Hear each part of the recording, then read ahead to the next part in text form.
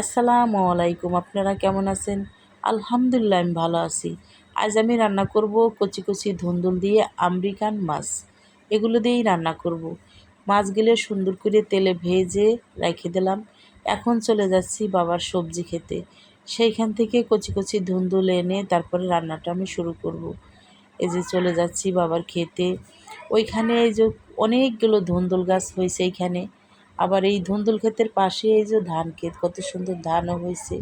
আর এখানে কি সুন্দর দেশি ধুন্দুল, হাইব্রিড না, এগুলো অনেক মজা লাগে। এ দেখেন কত সুন্দর ধুন্দুল এগুলো।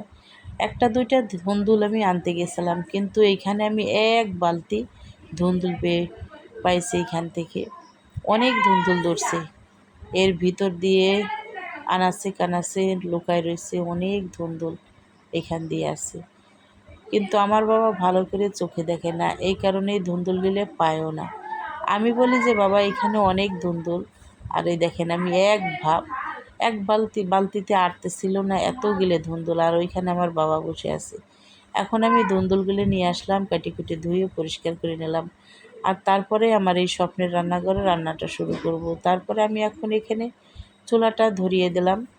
এখন রান্নাটা শুরু করব। আমি মাছগুলো ঘ্যাসে ভেজে নিয়ে আসছে এইখানে, আর এখানে রান্নাটাই করব। আর দুঃখের বিষয়, আমার আজ রান্নাটা বেশি একটা মন বসছিল না, তার কারণ আমাদের রান্নাঘরে অনেক বড় একটা সাপ ঢুকছে, সেটা বলে গুক্কু সাপ।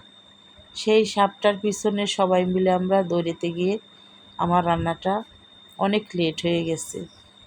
সেই জ্বালানো লেকড়ি আছে না, সেই লেকড়ির ভিতরেই যা সাপটা বসেছিল, সেইখান থেকে অনেক কষ্ট করে লাস্টে মারা হয়েছে। অনেক বড় একটা সাপ। যাই হোক, আলহামদুলিল্লাহ সাপটা মারা হয়েছে, এটাই আলহামদুলিল্লাহ ভালো হয়েছে। সাপ কখনো দেখে সেরে রেখে দিতে নেই, সাপ মেরে ফেললেই ভালো হয়।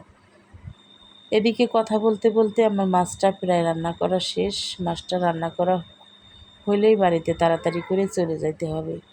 মেয়ের বাবা একা একা সব কিছু করতেছিল, এই সাপের পিছনে দৌড়েতেছিল।